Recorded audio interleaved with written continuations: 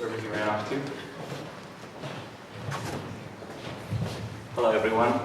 So, I won't take too much of your time. I know you guys are here to listen to the panel. But basically, I'm a principal and founder with CTI. We're a tax incentive consulting firm. We specialize in helping businesses get tax breaks, tax credits. Since all of you are in gaming, there's actually several great tax incentives. A couple of them, research and development credit, and for those of you in San Francisco, enterprise zone tax credits. Give example, a company with 10 developers can save about 100 to 150,000 on the state income tax and enterprise zone, and probably another 100,000 on their federal and state research credits. So we work with over 300 companies, a lot of gaming companies. Some of them are Pocket Jam, Bright, Pocket Jam, 50 Cubes, Chartboost, gaming related, etc. So if you guys are interested, information is there. Love to talk to you if you're interested in saving some taxes. All right, thank you. All right. All right. And Ken from AdWiz. So AdWiz is a massive distribution channel in Asia. He's going to talk about some of what they have. Give it that. Yes, we are a massive distribution channel in Asia. Keep that in mind. That's it. It's all done. Thank you. Actually, I'm here to promote another tool we have, which is this one. It's a UA measurement tool called Party Track. We've been giving out beers before because, yeah, this is our product. So, who here does UA? Can I see some hands? User acquisition. Higher, please. Straight up. Okay, there's a few. Who here, out of those people, track which ad network brings you the best retention rate? Hands up. 1, 2, 3. Who tracks who brings the best LTV? Hands up. 1. Who brings... 5. Okay, so, I mean, all these guys do it, but maybe not every one of you guys do it. So we pretty much help that out, and how we do it. Well, so our mission is to simplify and enjoy user acquisition. And how we do that, because, you know, I mean, there's a lot of challenges in user acquisition now. And some of these, where are our best users coming from? You know, more SDK, another app submission, cookies, UDI, Apple just doing what they like. Global campaign, exchange rates suck. Reporting daily, what a nightmare. Your boss telling me to do this every day, which sucks. So we want to help this out. Now firstly, going back to the first thing I talked about, the performance analytics. So if you're running a campaign, you use network ABC, and you spend $1,000 each. You get this many installs. According to installs, okay, network A is the best. But if you look further into it, retention rate, maybe network C is the best. But if you look even deeper, ROI, we're all running a business here, so we need the money. If you look into that, perhaps network B is the best. So we pretty much provide this solution to users who are doing user acquisition. So Party Track Solutions, we offer a dashboard, one dashboard that spits out all those KPIs. Secondly, we have a super accurate tracking method, over 90% accuracy rate, which is much better than the industry standard. We're working with a third-party technology company, so that's super high.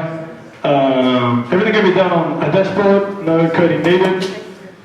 And one SDK, we can track over 50 networks. We're still in beta, so we're working on this, but so that's what we do. So that's our UI, Party Track. We want it to be fun, so I think it's funky. It shouldn't have to look like an accounting tool, which I think, you know, a lot of the tools do look like. Here are our clients and partners. We're working with Facebook now. Our clients are Gree, Square Enix, Bandai Namco, Gamble. We're working with these guys now. These guys are our beta clients. So, as Jennifer said before, we are one of the big guys in Asia. Yeah, come talk to us. We're doing free trials, offering 1 month free trial until end of next month. So, thank you very much. I have a couple questions. If I have an ad company that's displaying ads in my game, can I tell which display is generating better revenue for me?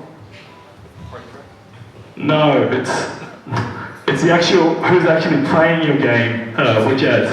It's a demand side. So yeah, pretty much if you're buying from ad network ABC, it's going to give you who's going to spend money, pretty much, in one go, on the user level, correct? Yeah. I hope you guys understand that. Okay, excuse my Australian accent, so good. Come on, Aussies aren't that hard to understand. So talk to Ken, and also Mark is out there somewhere, all the way in the back, if you want to find out more about AdPlays. And then lastly, we're going to have BlackBerry come up and demo some badass games and technology they've created. Thank you for the rousing applause. Can I get each one?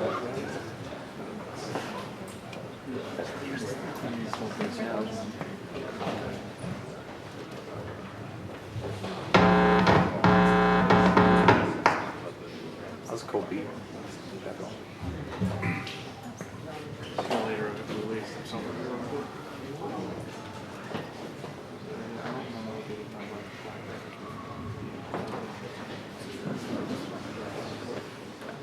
All right. Can everybody hear me okay? Yeah. Even in the back? Chris? Oh, yeah. All right. Hey, everyone. My name is Larry. I'm the Silicon Valley evangelist for BlackBerry. And the reason we're here is we're a sponsor of this event, but also we love YetiZen. You know, go David, Sana. We love what you guys are doing. But the real reason we're here is, you know, we're innovating on this platform, this new platform we've taken about 3 years to build.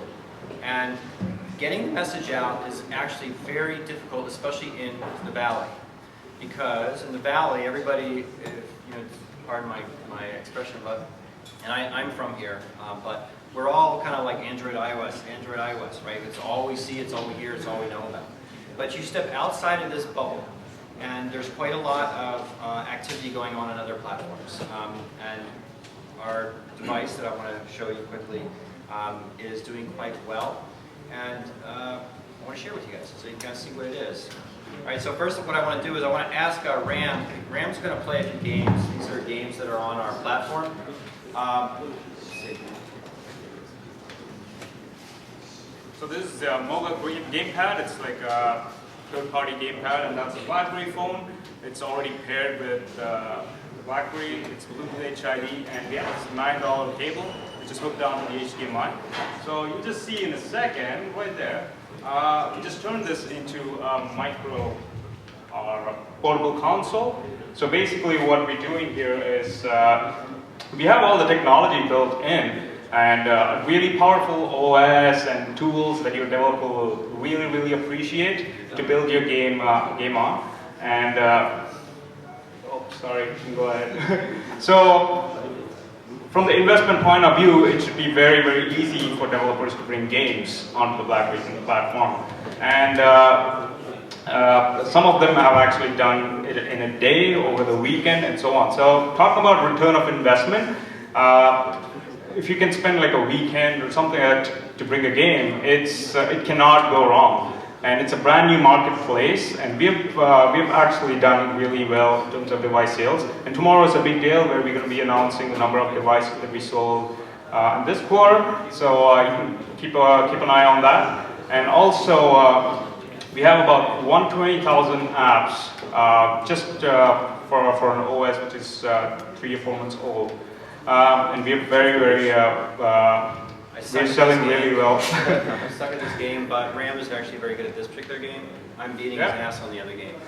Okay, so yeah, so like Ram said, the platform is quite powerful for games. Okay, this is like a PS2/PS3 level. It's full HDMI 1080p out. It's got a kick-ass GPU in there. So we're here. We're not dead. We're quite alive. We're doing well. I think we're an opportunity for you guys to check out. I talked to somebody. One quote. Somebody here does something with messaging. I was telling him, "Gosh, you know, how many messages do you think Apple does in a year?" And he was actually pretty close. He said, "Oh, billions." And I said, "It's 2 billion. 2 billion messages. I'm sorry, in a day. 2 billion messages a day." I said, "Well, how many do you think BlackBerry does?" 10 billion messages a day we handle worldwide. So we're 5 times more messages are transferred through our servers than through Apple's, and much fewer devices in market. So one thing to keep in mind, don't only look at iOS. Expand your vision. There's opportunities elsewhere. There are people that are winning in other parts of the market, and are opportunities for you guys to look at. So if you have any questions, please come talk to Ram or I. We'll be in the back here a little later and happy to answer for you. Thank you. So it's Ouya in a phone. And point is, I think the users on BlackBerry monetize insanely well because they typically have expendable income. They're business types. Yeah, what's fascinating is our user base 3 years ago was larger in the enterprise than consumer. But 3 years ago, we actually crossed. We actually have more consumer than we do enterprise. But one of the features I didn't show you guys, which I'd love to see, I can show you, is BlackBerry Balance, which is an enterprise thing. It's freaking awesome. It's our answer to BYOD. We are supporting Android and iOS devices through a company you can trust with your corporate data. That's us. Through our BES servers, we're doing that now. We're also bringing BlackBerry Messenger to Android and iOS as well. So we're opening up. We're not the same company. And thank you, Jacob, for helping me remember that stuff I didn't remember. Ouya on a phone. All right, thanks, guys. All right, so now we're going to get started with the panel interview. How you guys doing? So,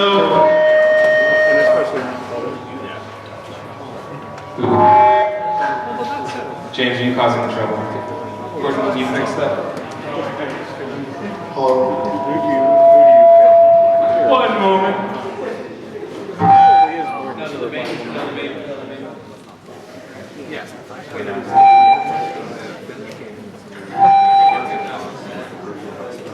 This is how hard the hip-hop's concentrate. Okay, wait.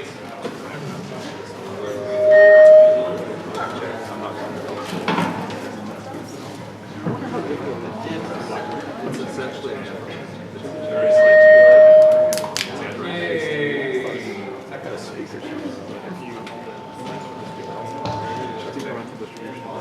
Maybe we can just talk really loud. Okay, so let's get the audience to die down, so we're going to go micless. How's that? Actually, we'll try one more time. We got it.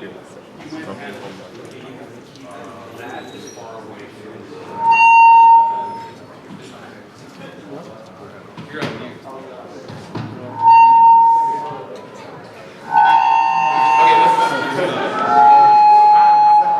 It's a new form of music. You're playing music. Where's Richard? Very new agey. Very new agey.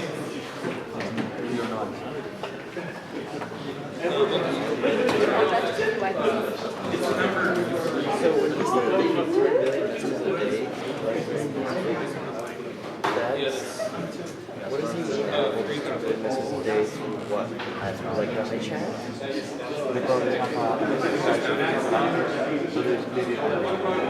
Okay.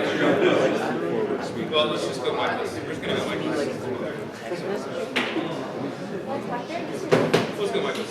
All right, let's try this micless. Can you guys hear me okay? Yep. No, speak up. How about in the back? Okay, all right. So, just to get it started, sorry about the technical. Why don't you guys tell me a little bit about yourself, what you're currently doing, and a bit about your backgrounds? Should I start? Yeah. Good. So I'm Hanno. I'm one of the founders of Hitfox Group. And Hitfox Group is an incubator focused on game marketing and game distribution. And one of our portfolio companies is called AppLift. And I'm leading the AppLift office here in San Francisco. So I moved here like 2 months ago, opened the office, hired the first people, and now we're here in the city. And what is AppLift doing? It's a games marketing platform. So on the one side, we have like 90 game publishers to acquire new players for their games. So user acquisition on a CPI basis. And on the other side, we have monetized traffic for games and non-game traffic. That's basically it. Cool. Hi guys, and ladies and gentlemen, I should say. Fabien, what I'm doing currently, I'm the general manager of Perfect World. Perfect World is historically a PC free-to-play, so we publish Star Trek Online, Neverwinter, Dungeons & Dragons more recently, and a series of other games. The company is listed on the NASDAQ, but originally the office is based in China. And what I did after 5 years at Ubisoft, and mostly focused at DNA on building the marketing group and user acquisition team in the West, marketing hits like Rage of Bahamut, Broad Brothers, Marvel War of Heroes. We're doing really well still on the Android and Google Play Store as well as the App Store. And what I'm doing currently is working at building the team mostly, but as well building all the partnership to find both internal games as well as external games for us to publish on mobile, because Perfect World is having free-to-play expertise, and with the combination of my team with having mobile expertise, we think we could really take mobile publishing to the next level in the West. Hi guys, my name is James, and I work at Stormy, and I run user acquisition and monetization there. Stormy is a game developer on iOS and Android, and we have 40 plus titles under several different brands, including Team Lava, Stormy, and Shark Party. And we have accumulated over 500 million downloads, over 300 million unique devices. We've got about 10 million users playing our games every single day. And prior to working at Stormate, I used to work at an investment bank working on mergers and acquisitions and restructuring. And I also worked at a private equity firm making investments and working with management teams. My name is Christian Limon. I'm the VP of Growth and Advertising at Glu Mobile. I'm responsible for all worldwide ad revenue and all worldwide user acquisition. We're a public company, ticker under GLU. We make first-person shooter games, a number of really notable popular games for Gun Brothers, Contract Killer, a bunch of those genres. We have over 550 employees worldwide with 5 global studios. Before Glu Mobile, I was at Tapjoy for 2 years, probably employed 30-something. We were at over 300 by the time I left. I helped open up Latin America, Japan, Korea, and ended up becoming like a strategic operations type guy by the time I left. Before that, I was in mergers and acquisitions at an investment bank as well, post M.B.A, focused on mobile tech and things. All right, so I was told that it's a little hard to hear in the back, so we're going to try to be friendly and use one mic. At a very high level, can you describe user acquisition strategies? I mean, these companies represent some very diverse companies here. You have one that's on the NASDAQ, one that's based out of China and is now birthing into mobile here in the States. That's kind of a wide, diverse range of companies. Why don't you talk just at a very high level what your user acquisition strategy is? I think I let the real game publisher start, and then I can come up. Great. So first, we're just listed in the NASDAQ as well as Glu. In terms of strategy at DNA, I'm going to speak because currently, again, we're finding games internally and externally, so our focus will be user acquisition probably starting end of August, but for now, I'm really focused on the games. At DNA, I think the key strategy we have, and we spoke about it, I think as early as like April 2012, was really modeling against the net lifetime value of the user per source, per countries, and ultimately per devices as well. So never overbuying versus the lifetime value that our user were bringing per source and per country. So for, let's say Facebook in the US, how much are those users bringing us, and we're paying this price. The benefit we had, right, is that DNA knows really well monetization, so we had a lot of games with very high monetization, hence our very high bids, because we were able to afford it. So that's, I think, the first key thing, is a lot of people in 2012 were still doing burst, which is not a viable business strategy versus sourcing the best quality users per source per country. The other aspect that we're deploying is making sure that we play the games. That seems like silly to say, right? Especially for you guys who are actually making games. But user acquisition and marketing group historically, and that's true as well for console publisher, just didn't play the games. So then it's really hard to figure out with some of the ad partner which type of inventory you need if you don't know which type of consumer you are going after.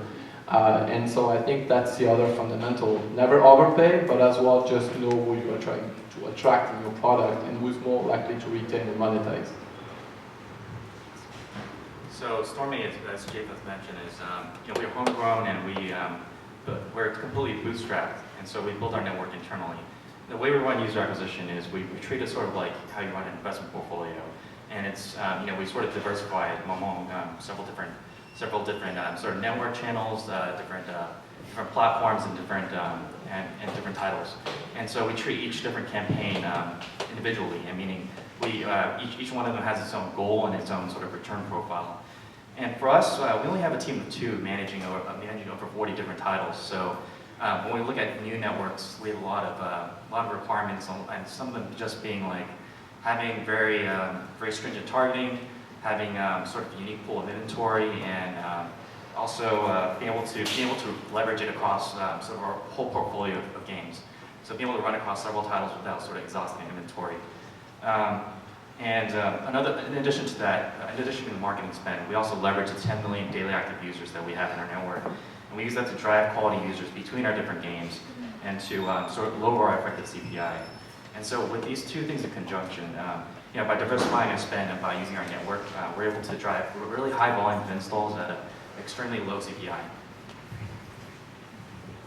I'm just trying to grow that top line as efficiently as possible.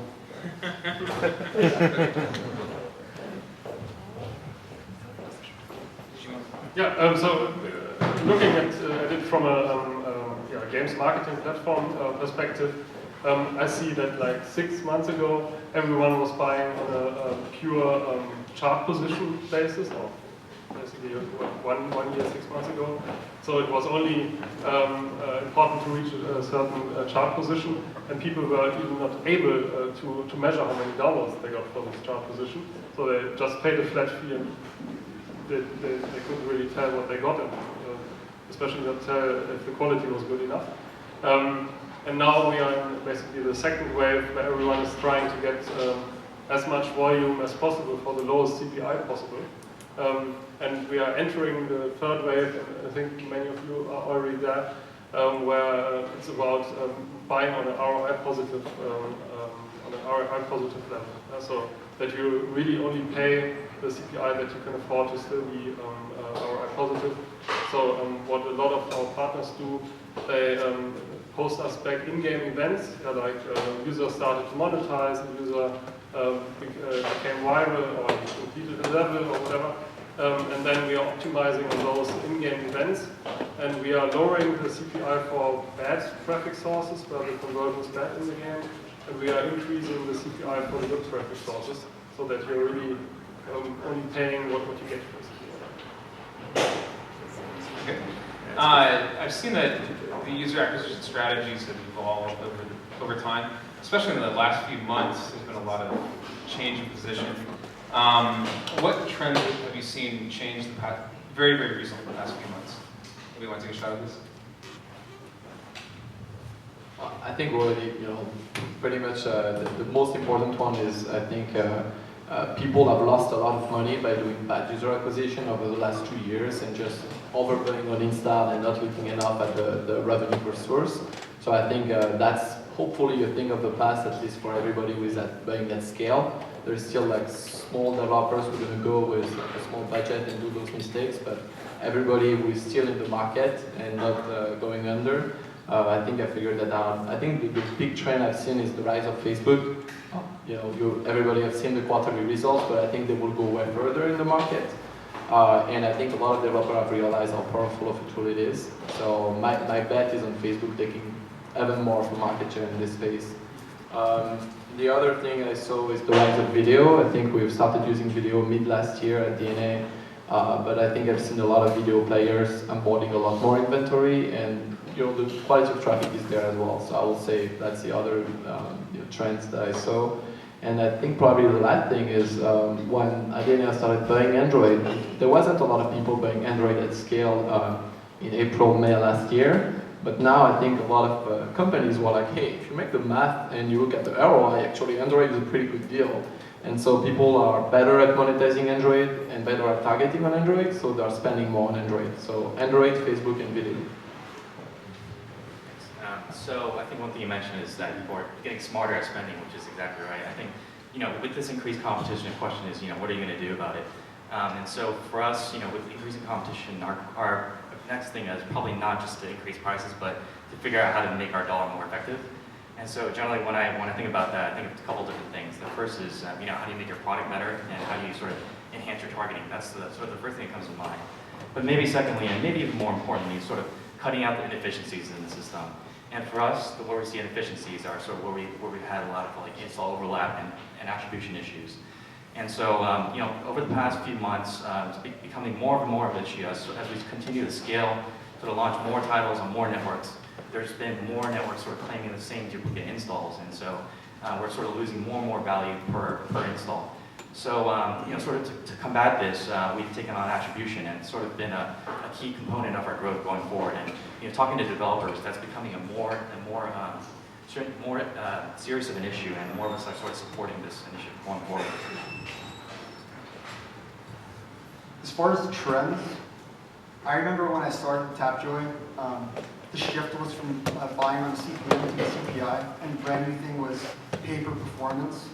So I think something that's starting to just shift in that same manner now is, so it's like pay-per-action, and the valuable action back then was install because ranking was so important, right? But how you measure success at a game development company in regards to user acquisition, that has evolved now. But what we consider a completed transaction or the performance that we're paying for has not evolved. And what's interesting is, so now everyone's shifted over to the CPI model, but now no one cares about CPI. So people will come up to me and they're like, well, we swear we got our CPI down, and this video CPI is low, and you should check out our it's becoming really efficient to spend. Like, now they're like about a year too late. Now I can care less about what your CPI is because I'm paying per tutorial completion. I'm paying per purchase.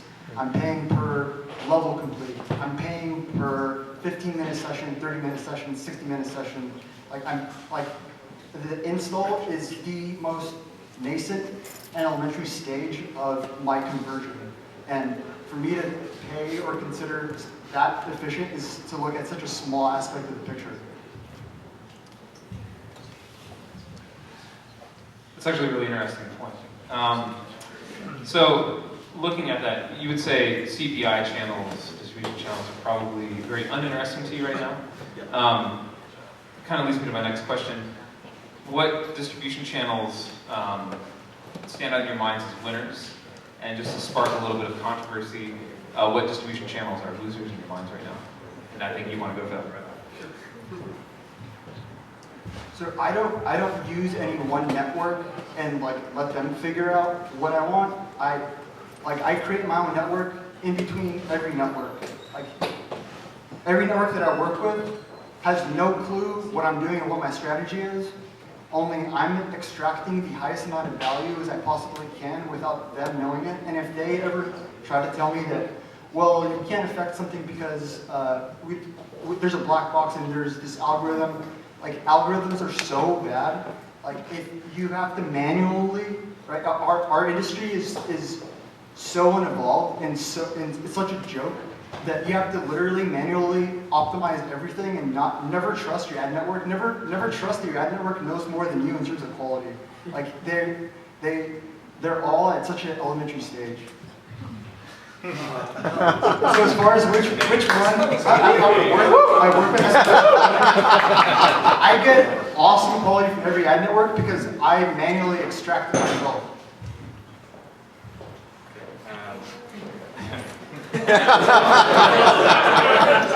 I'll just follow up with the sort of ones I like and don't like. I think there's some networks that you know, the ones that have the strongest targeting capabilities and along with volume. I think the obvious one that comes to mind is Facebook. A lot of people have had a lot of success on that, so I won't go too far into that. I'll talk about a model that I think maybe doesn't work so well in today's world, and that's sort of new incentivized installs that are sort of disguised as sort of hybrid or more premium incentivized installs.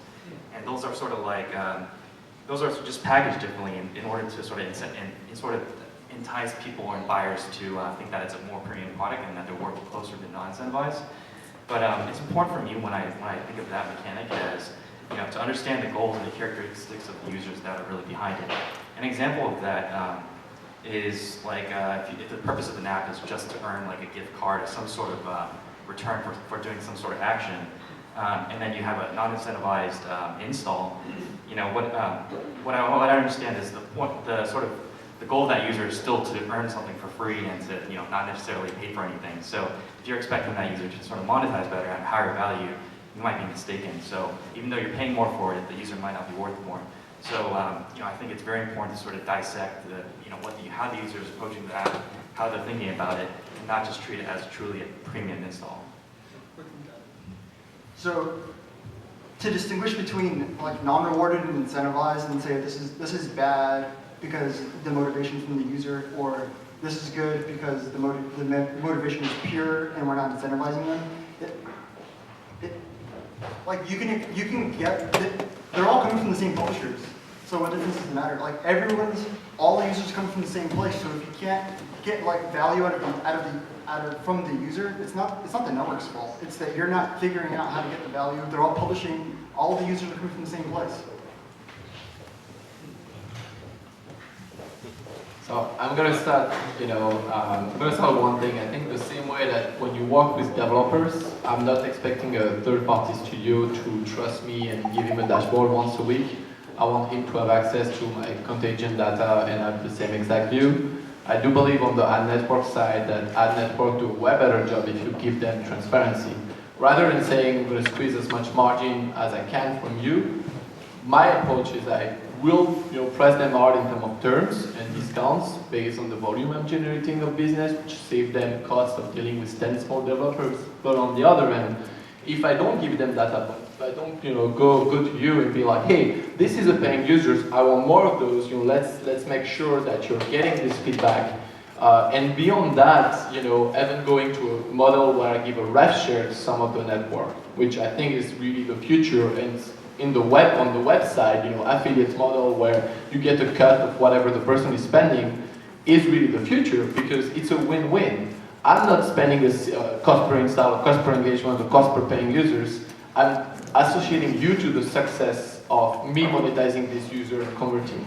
So it gives you a way bigger incentive, because let's face it, there is RPPU north of $100 in a lot of game publishers out there. Not yet at Glu Mobile, but in a lot of other game publishers who know how to monetize Greed, DNA of the World, or Perfect World, we're capable of taking paying users north of $100. If you are getting 10% cut of that, you're getting $10. How many people are giving you those prices right now? Right? So I do think that there is a clear upside of building a partnership with the ad network, where you provide them the same level of information. Same thing with our studio that we are working with. That's the first thing. Then I think you mentioned Facebook. I think everybody is in agreement there. It's a great channel. I will mention Ad Colony as and why Ad Colony, right? On the video side, I mentioned like video, I like the quality of those users, because Ad Colony is providing me creative added value.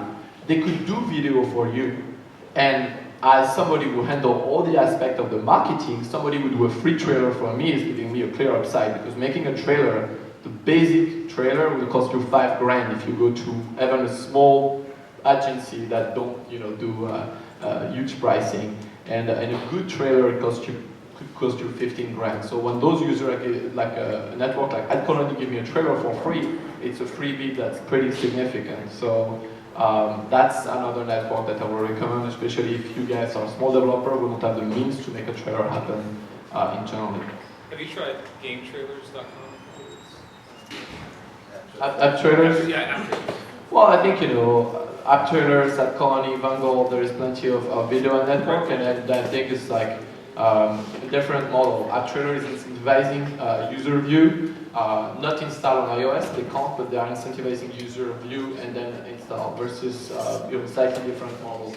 I think James wanted to say I just want to mention that App Trailers is a good example of what it falls under, like sort of incentivize the user. It's a type of user that they're trying to earn something, like maybe a gift card by watching videos. And so even if it's a non-incentivized install, be careful about sort of the value that user as a result of that. Sort of the psychology of the user is still very important when it comes to the value that they generate. Yeah, so first I'd like your point to give more information to the ad network, because I think we are closer to the traffic. For example, we have 600 media partners that we work with, and if we would only, if you would only treat us as one traffic source, it would be difficult for you to optimize on this detailed level of 600 partners where you get the traffic from. Also, there's a time delay. I also see a trend that it's not only about optimizing one traffic source. I think it's going one step further down to the level of the single user, yeah? That you really know in advance before you show an ad to a user if this is a user who will be likely to play the games. Yeah? So that you, for example, you know this is a casual player. You know he is playing Candy Crush already, so he's very likely to play the next Tetris Blitz or whatever. So yeah, definitely would say the more data you give to the ad network, the better. And I think in general, you were talking about video. I think there's a trend to ad formats that are less intrusive. Yeah? Like 1 year ago, everyone was having banners and interstitials, and it was very intrusive for the user. And now there's a trend of video where people pre-qualify and only download if they really like the video. And there's mobile web traffic where there are review sites writing reviews about the game, and then there's a download now tracking link below. So you're getting much better traffic quality through those integrations compared to banner integrations. So everybody's talking about how important it is to track, at least on the user level, how valuable those users are that are coming in. And we heard about party track earlier. We should talk to Ken and Mark if you're interested. But what other tools are you guys currently using to track all of this data? Is anyone here tracking that data currently? Are you? Yes? Can you share? Is that company secrets? So Stormy is we've been around for a while, so we've built our tracking tools internally. We track all sort of post-install events. That's also the retention metrics, basically revenue, everything related to sort of what the user does after they install the game on our own. Recently, we did take on has offers as an attribution provider, so they help us to measure and attribute installs. But those are two solutions we're using right now.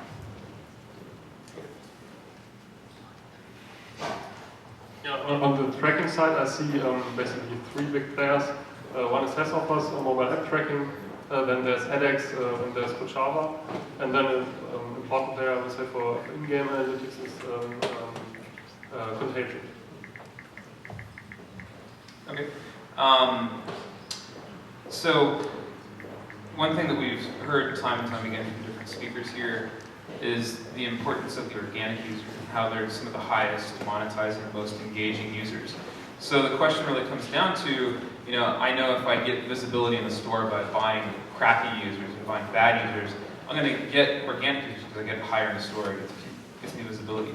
That's one user acquisition strategy. Another is to just simply buy just the good users from the very start, not necessarily care about the placement in the store, so you're not getting as much of the organic effect, but you're only caring about the quality of the user you're gaining. What's more important to you, to get that visibility or to get that quality user right from the start?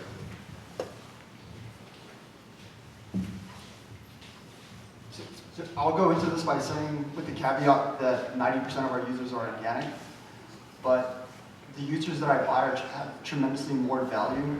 I mean, I've only been there for a month, so I can speak to what I've done there, and what I'm finding, I can't get enough supply.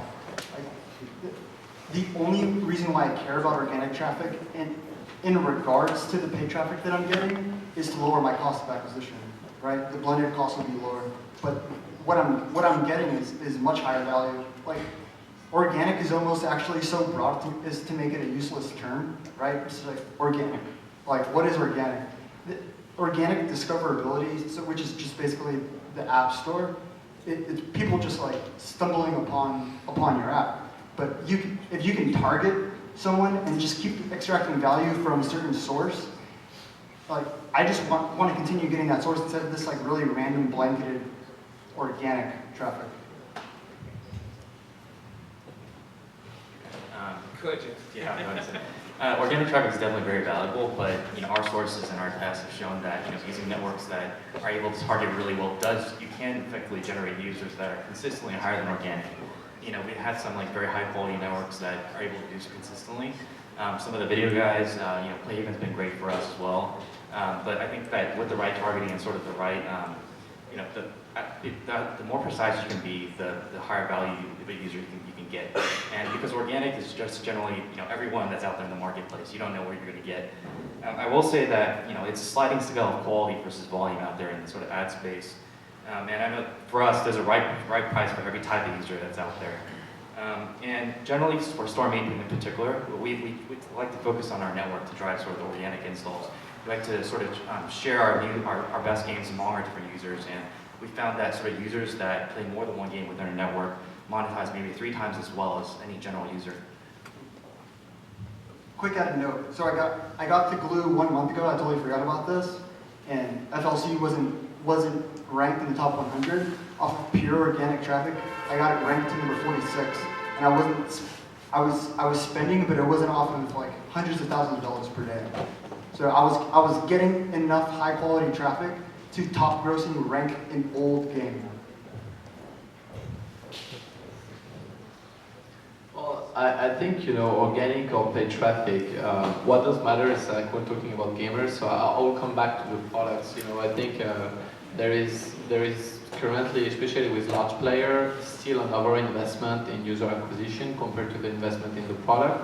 And I will, especially on the product side, one thing that I think is underexploited, and there is exception, like any Crash, is social loops. I think a lot of people are working, and a lot of studios work a lot on the monetization side, a little bit of the UI, but definitely not enough on how do you empower gamers, every type of gamers, to just bring more people they know who love the same type of product. And I think there is still like a lot of improvement to do.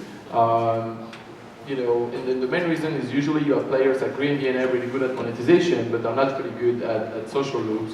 You have other players like Glu who have really, Gameloft who have really interesting gameplay experience, especially for core gamers, but they are not really good at monetization or at social loops. And I haven't found yet the perfect player on the social loops. There is a bunch of small studios in Germany especially who are getting really good at that, all those quiz games and so on.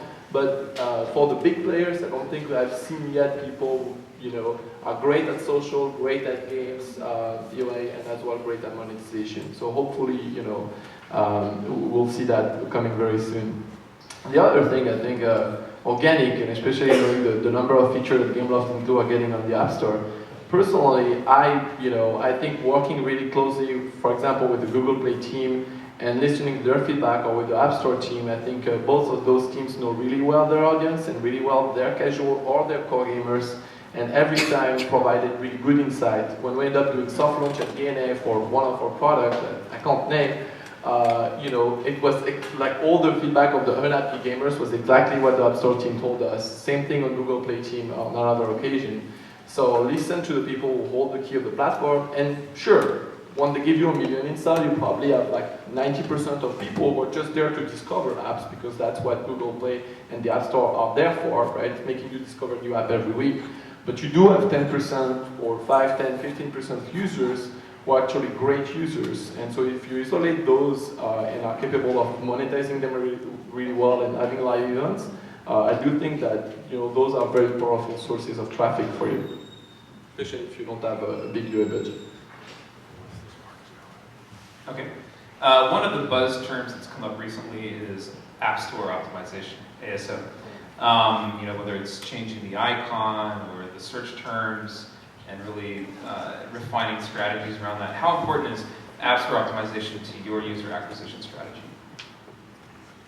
That's a good question. Yeah, what I hear from the market, it's very important because it's really driving the best organic users, because the guys that are searching for a game and not just taking the top 1 or top 2 game in the charts and downloading it, but really searching for a specific title of a specific genre, they're really interested in your game, and they will really have a good quality.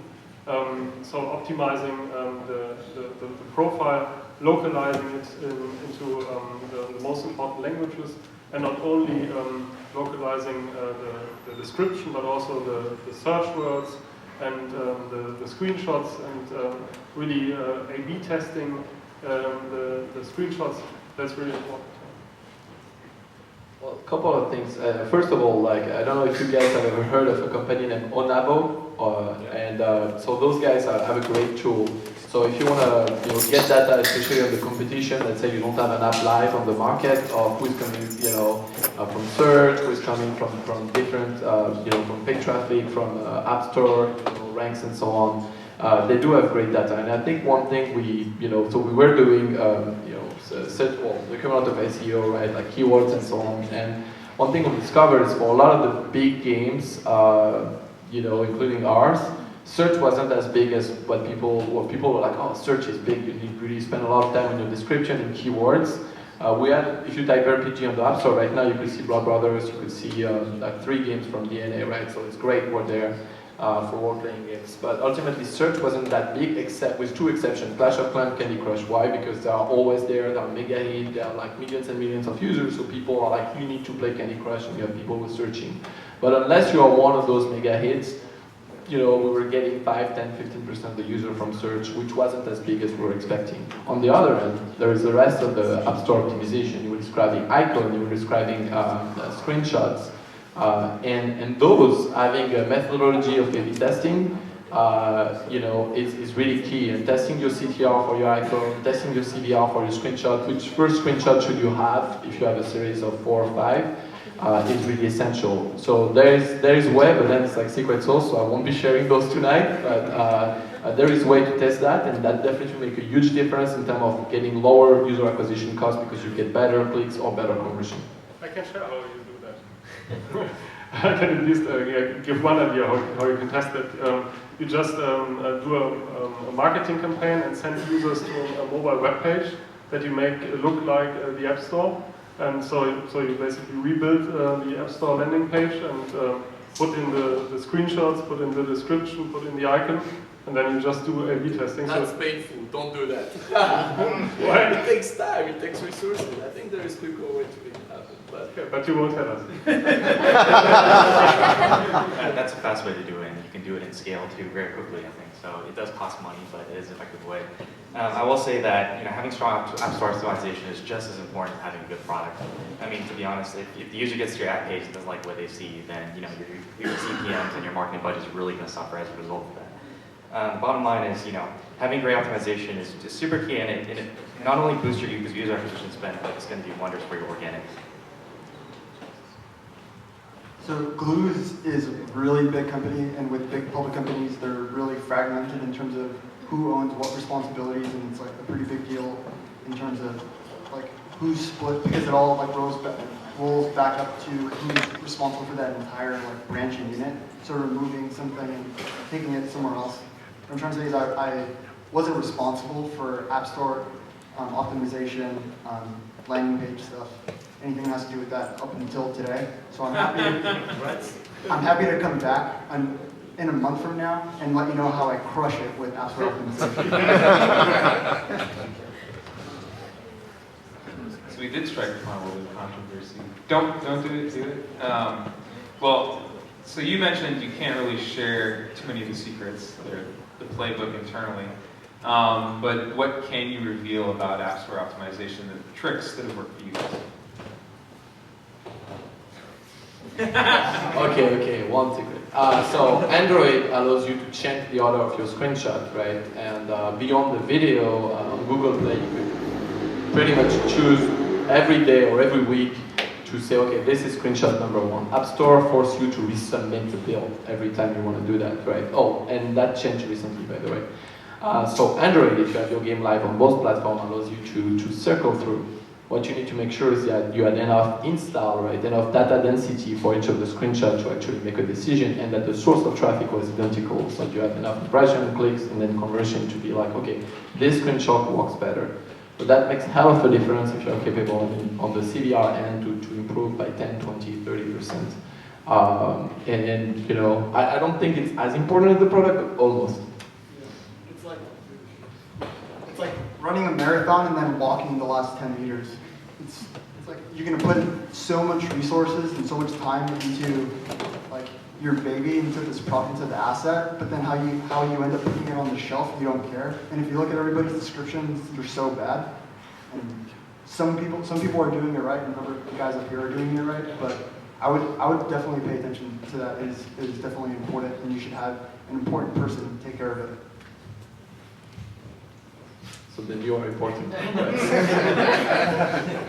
just mean that people like it's an afterthought often. They just give it to a person that is the intern for this other random person. Like whoever's good for you, give it to that person. Like, make sure that it's done right. So you're saying it's usually an afterthought, which is unfortunate. So I guess we'll bring you back later for you to tell us how you crushed it in those last 10 meters. You didn't slow down and walk, you actually ran. So a number of user acquisition strategies center around different regions globally. How important is this to you? How are you utilizing different regions in your user acquisition strategies? And can you share any secrets behind that? I think the usual suspects are always the English-speaking countries, and we see a lot of game publishers first launching in New Zealand, in Australia, and Canada, before they then, after 2 weeks, embark to the US. But there's a lot next to the English-speaking countries. So we run a lot of our campaigns globally, and there are successes like getting installs for 50 cents from the United Arab Emirates, and the monetization is super high because all the sheikhs, they like to spend a lot of money in the games.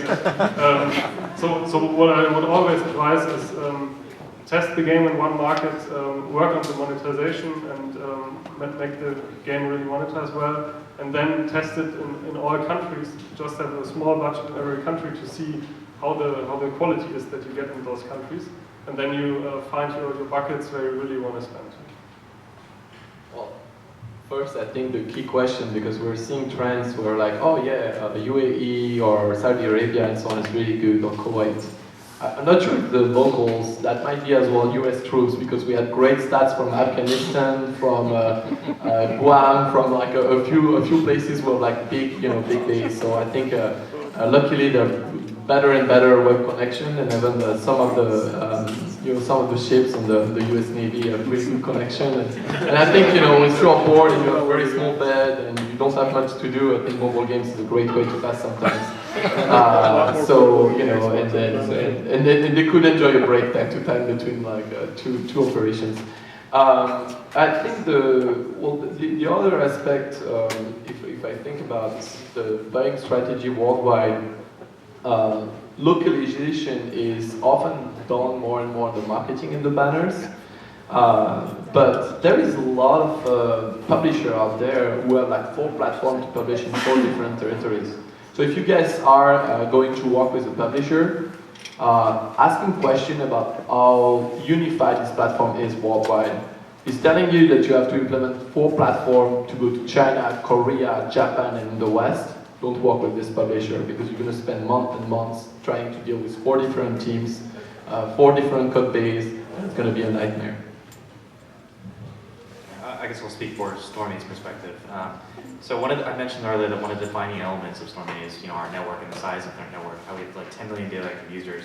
But the issue is that that's not necessarily in all regions, and we are sort of under-penetrated in a lot of geographies. So when that's the case, we sort of use user acquisition as a tool to try to penetrate, even when the return metrics might not sort of justify it. So we take a portfolio approach to user acquisition, and we try to purchase opportunistically in certain geographies, as long as it's able to sort of net out on an aggregate basis. Marketing channels are like really complicated. They're like living and breathing. They're like individual economies. And for me, it's very analogous to the stock market. And someone that I used to look up to was Warren Buffett. And he would advise that unless you're a full-time stock trader and you do it full-time, and you have an expert understanding of accounting and finance, that everyone else, it's gambling, and only for you, you're investing, right? So basically, the reason why that's analogous to mobile user acquisition, if you're not doing it full-time and locally, full-time and using all your efforts and building upon resources and building internal expertise, outsource it. Just hire somebody else because you're basically gambling with your money. You're throwing things against the wall and praying that you make money, or that you're blaming on your ad network. It's really important to hire locally because it takes so much effort. Like my UA guys, I have 5 guys, and they feel like they're stock traders. Like have their pulse on every network. And then that probably brings me to the last point is almost just as important as the networks you work with is the service that you get. Because if the people aren't responsive, like I have my play gaming guy over here, if you don't have awesome service, it either enables you or disables you. So without the ability for somebody to be willing to make minute by minute, hour by hour, calling you, texting you at 9 p.m. or sending you an email, or we'll get to it in the morning, actually you can get to it now, then it's either enabling or disabling. So customer service, the service piece is incredibly undervalued. Shout out to the Even Rep, Jessica. Well, one of the questions I was having for you, since you're coming from Germany, is why German users, especially on iOS, but as well on the App Store, are spending so much on paid apps, but not as much on free-to-play? Because if you look at the top grossing in Germany, is one of the only exceptions where free-to-play didn't take over the 45 and the top 50 spots on the App Store, for example. I don't know.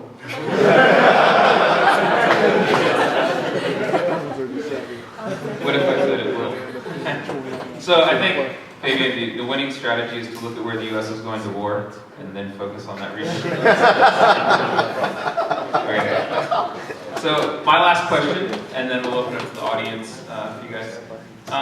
So I know that the cost of user acquisition fluctuates greatly between the time of year, the number of competing apps, a number of different factors go into that cost. But in very, very general terms, how much do you think it costs for you to get to the top 10, top 25?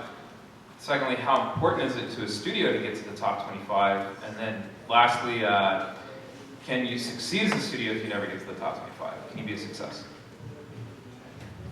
Top 10 or 25 what, right? Free or grossing? I think we've all established here that who cares about top 3 at the moment. It's great if your business is advertising, but once you have DNA, GRI, and King opting out of in-game advertising, you should ask yourself the question, aren't you missing the bigger picture?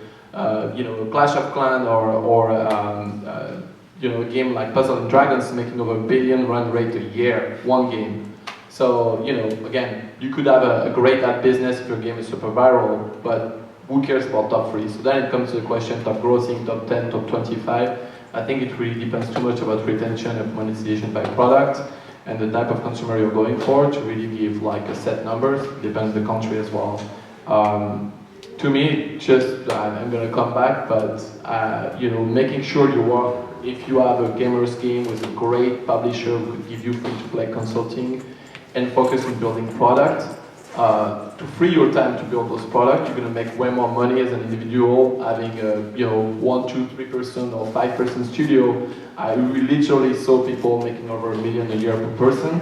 I don't think any, at least of the 3 of us, are making this amount of money. So if you're great at making game or at being an engineer that knows how to code, focus on doing that, build apps and build great games, because I think you're going to make way more money than focusing on trying to do user acquisition. And you mentioned it, if you are not an expert, and right now they are very expensive to get in your structure, even if they don't make $1 million a year, then don't try to do it, because you're going to waste a lot of time, a lot of money, and right now, if you know how to build great product in 3 or 4 months, having great game experiences, you should do that.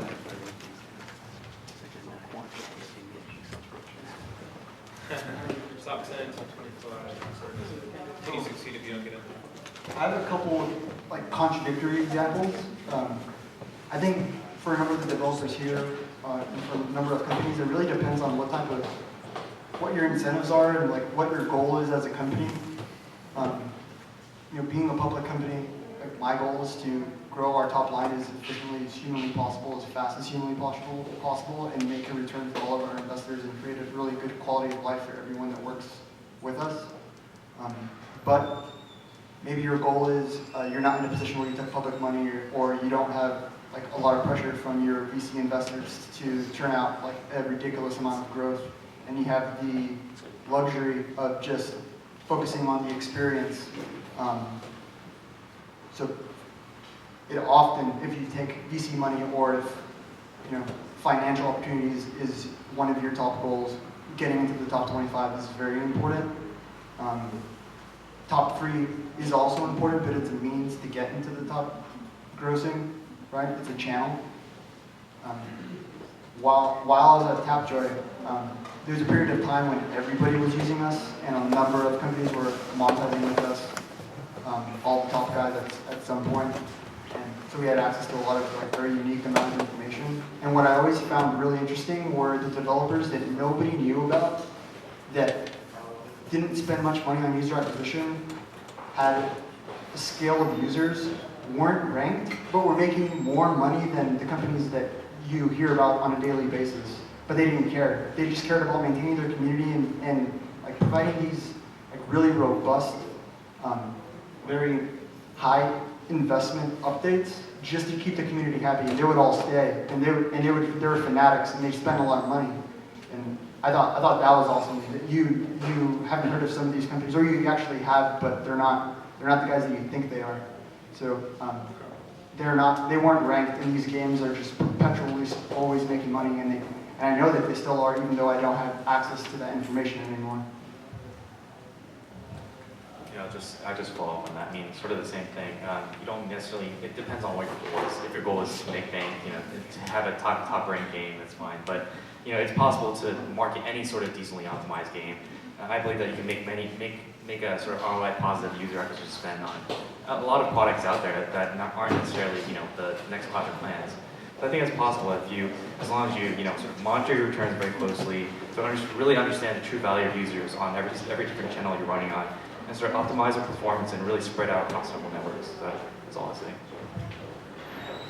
Yeah, you asked about the cost to make it to the top 10 or top 25. Depends on the country, obviously. So in New Zealand, you can go to the top 10 with 1K, and in the US, you need to spend like 100K to make it to the top 10. And also, it depends on the traffic quality. If you do it incentivized or non-incentivized. I would say, does it make sense or not?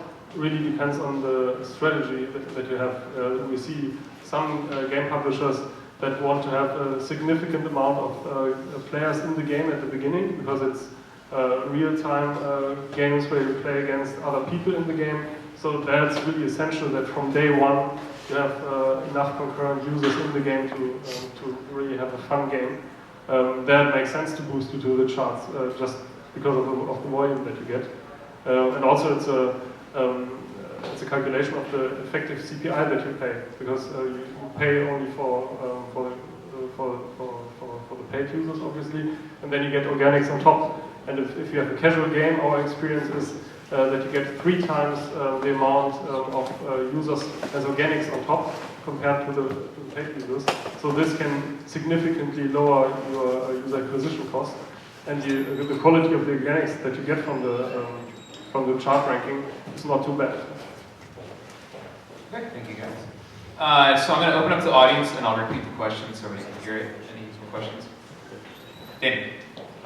So I think it's fascinating to hear all these strategies, but certainly all of them are based on sort of assumptions on the scale of your own organizations and ability to drive terms with respect to your data sources, etc.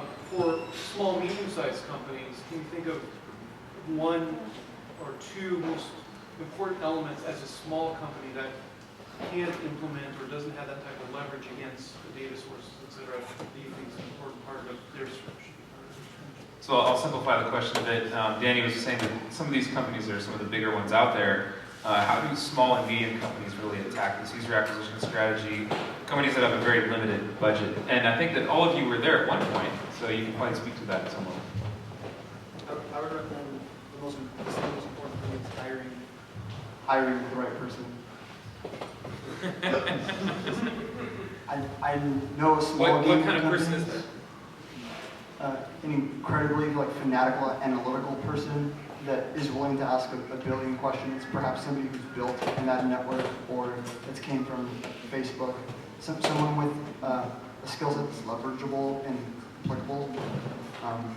With that said, I had met user acquisition guys that were the most sophisticated, that didn't come from that industry and had just gotten into gaming, and they were the most, I had considered the most impressive user acquisition team on Android, and they were also incredibly small. Their games aren't hits, but not a lot of people are buying smarter than them.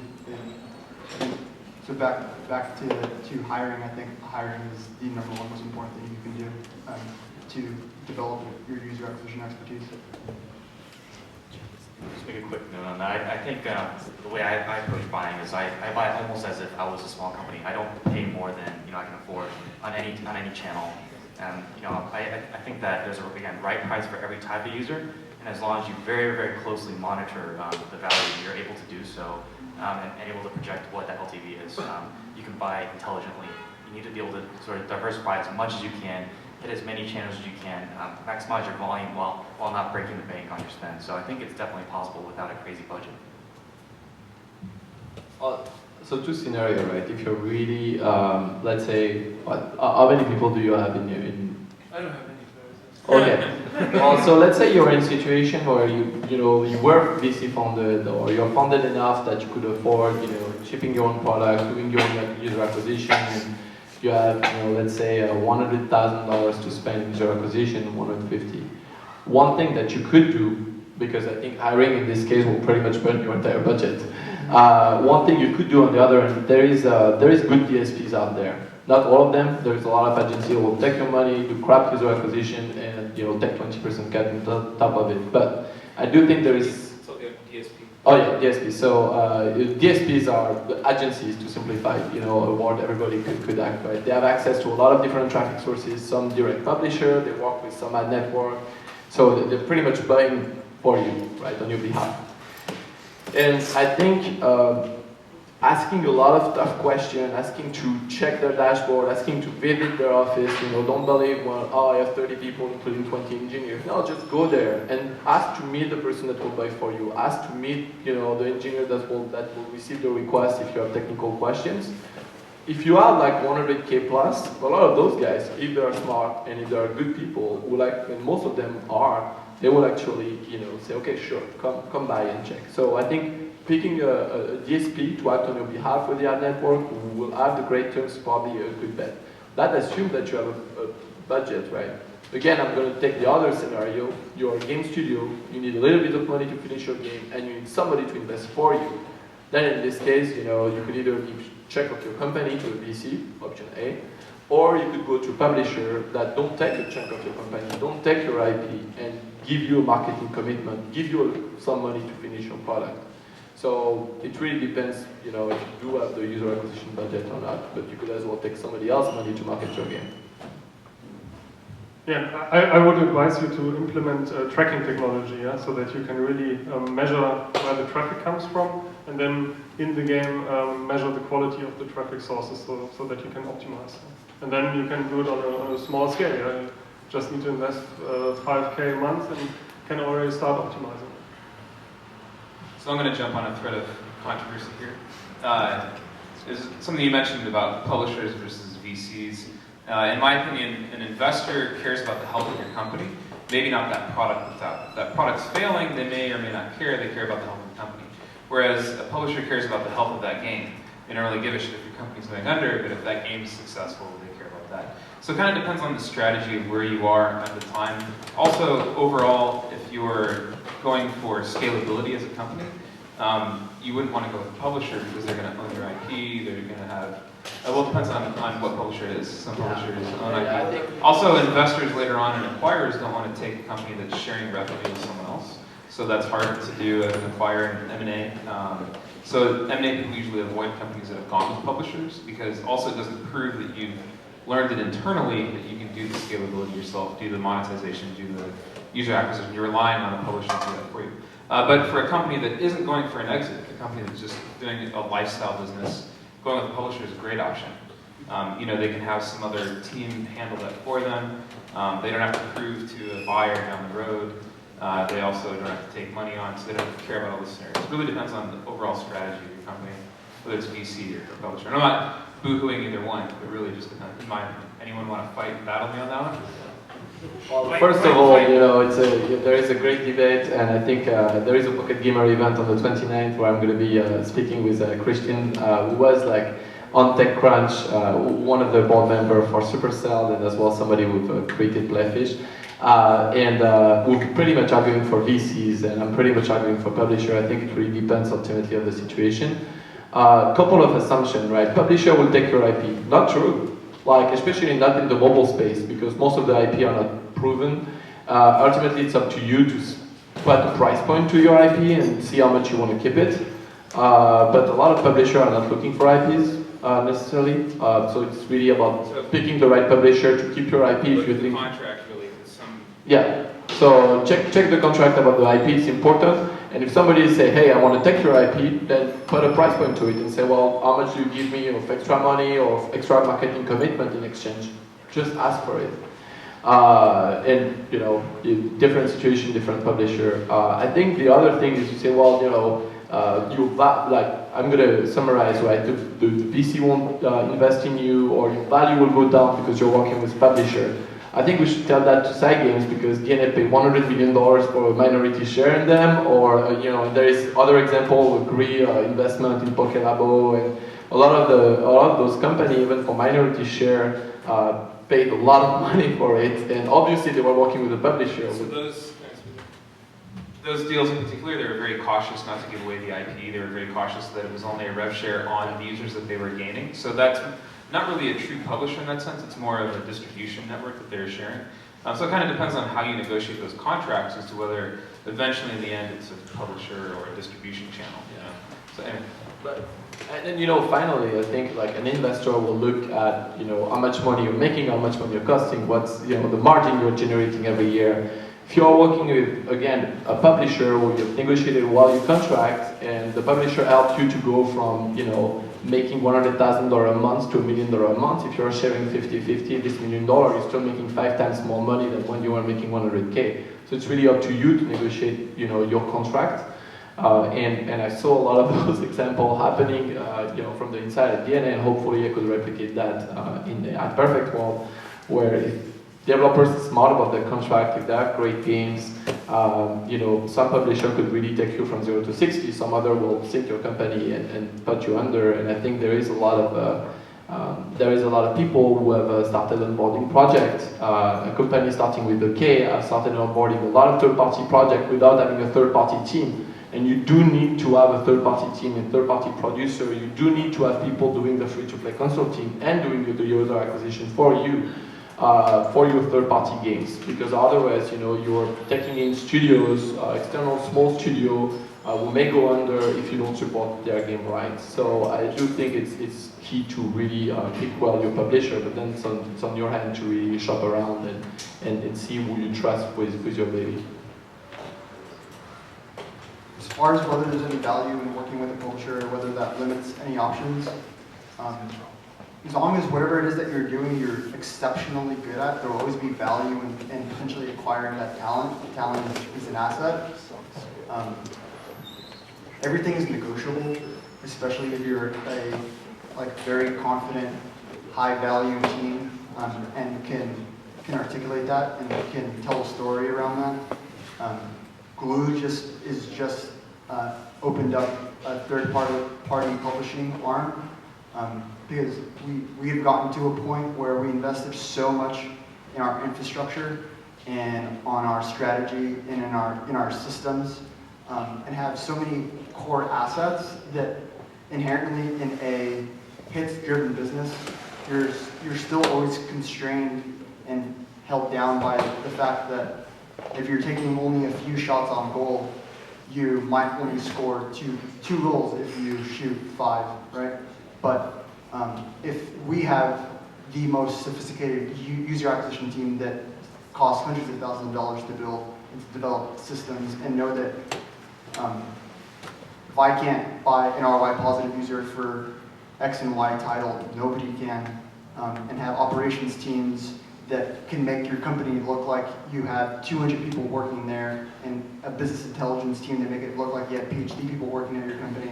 All you have to do is put something together that is super creative, differentiated, and of Glu or first really high quality, just exceptionally high quality, then companies like us or publishers who've developed an expertise in an entire stack of infrastructure and assets that other small developers can leverage. I think there's a tremendous amount of value there. And I think eventually if there's a huge fit, then the company would just acquire the group of guys that are a huge success for them in regards to publishing.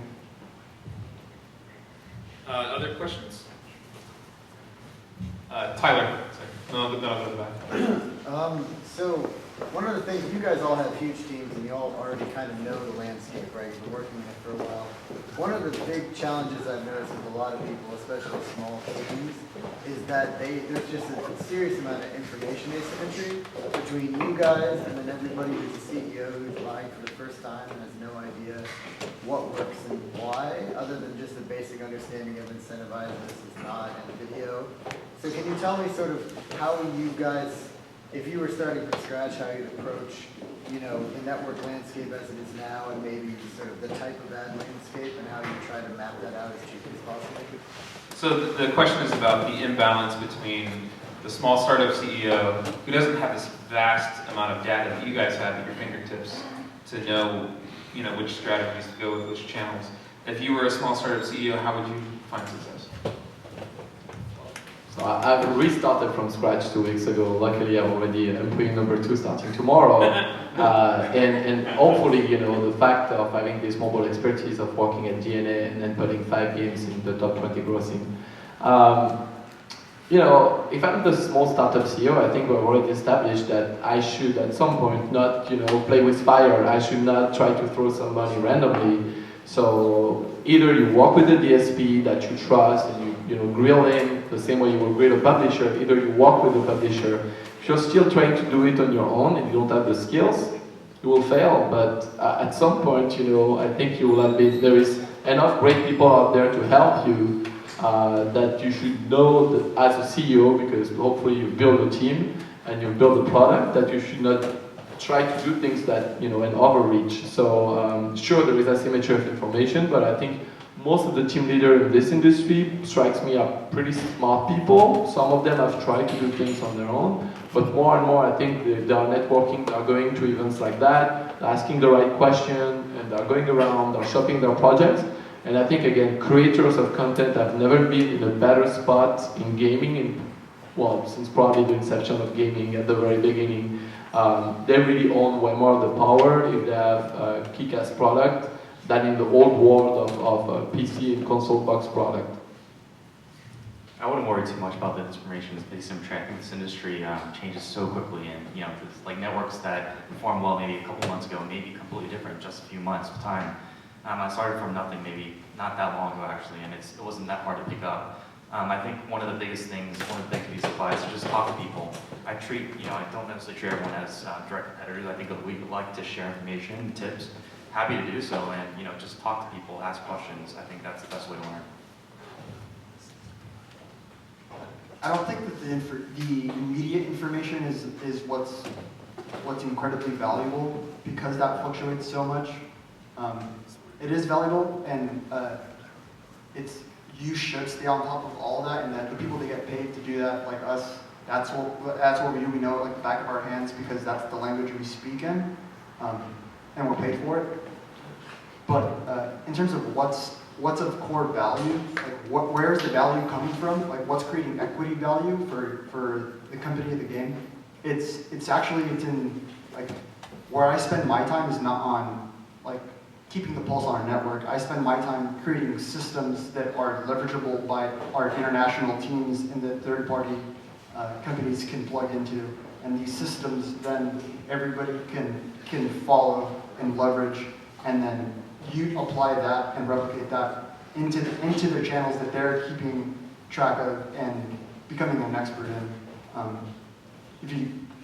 yeah, I would focus more on the process and the systems than in terms of placing the value than in terms of just the information of what CPI is right now and where the quality is coming from. So the question was all the way in the back? Yeah, I was just sort of wondering, you guys, obviously are, experiencing the acquisition market.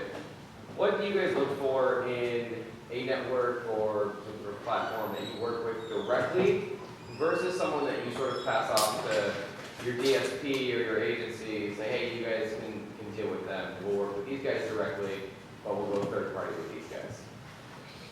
So how do you decide which ones you engage with directly? How do you decide which channels you work with through a DSP? I don't work with any DSP. Same. I mean, honestly, I think it comes down to, and again, I'm going to go beyond the network. It could be a product team, having a great game. And it could be, so I think you were more asking about network. I'm going to expand to anybody who is having ad impressions to offer. I'm going to be like, do you have those impressions exclusively or not? Are those impressions relevant for my product? Like if you have core gamer impression, yes, I'm definitely willing to give you a test budget and see what happens. Because if you have exclusive core gamer impression, then great. If I could secure this inventory and that's like high LTV, great. If past the test spend, on your core gamer exclusive inventory, I see that there is a really bad, or even way past the test spend, like 2 or 3 days in, I'm seeing no value from those users and a very low retention, then too bad. And luckily with AAB 3.0, we're capable of just stopping the spend in time. I'm going to throw this out there as a potential answer.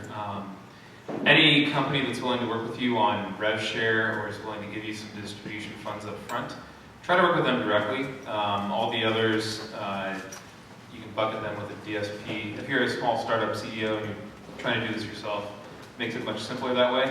But try to negotiate leverage individually with those that are offering some rev share or distribution funds up front. Any last questions? Okay, let's give these guys a hand. Thank you very much.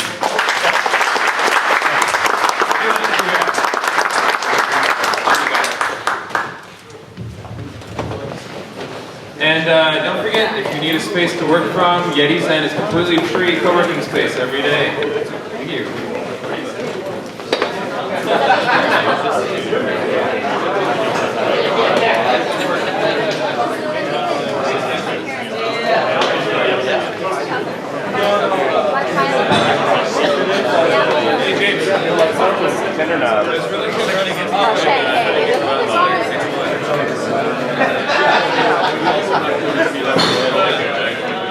This is kind of typical for us, like somewhere around about 150 events a year. So we're small and kind of like stuff like 500. This was catered to executives. That's why I was talking to you.